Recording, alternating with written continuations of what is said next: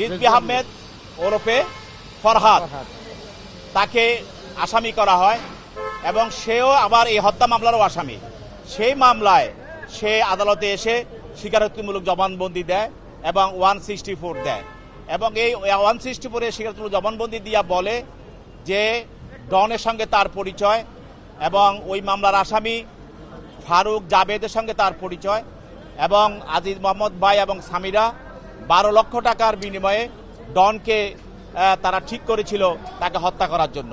এই 12 লক্ষ টাকার চুক্তিতে ডন, ফারুক, জাবেদ সহ আরও অন্যান্য আসামি, মোট 11 জন আসামি, তারা তাকে হত্যা করার পরিকল্পনা করে এবং সেখানে যেদিন তাকে হত্যা করা হয় তার বাড়িতে, সেদিন এখানে আজিজ মোহাম্মদ ভাই ছিল, উপস্থিত ছিলেন, স্বামীরাও ছিলেন, অন্যান্য আসামিরা ছিল।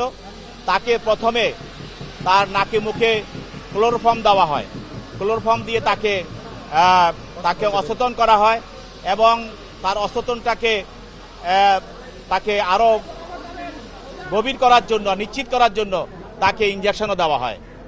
তারপরে পরবর্তীতে তার মৃত্যুটাকে নিশ্চিত হওয়ার পর তাকে ফ্যানের সঙ্গে দড়ি দিয়ে ঝুলিয়ে রাখা হয় এবং এই যে তাকে ঝুলিয়ে রাখা হয়েছিল, যেই দড়িটি সেখানে ব্যবহার করা হয়েছে, সেইটা ডন তার স্বীকারোক্তিমূলক জবানবন্দি মতে ডন নিজে তার মাজায় বেঁধে সেখানে নিয়ে গিয়েছিল।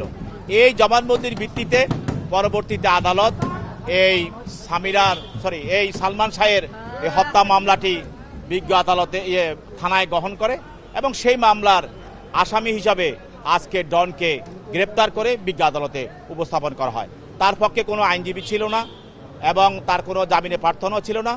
বিজ্ঞ আদালত এই তদন্তকারী কর্মকর্তার দরখাস্ত মতে এবং মামলার বিষয়বস্তু দেখে তাকে CW মূলে জেল হাজতে প্রেরণ করে।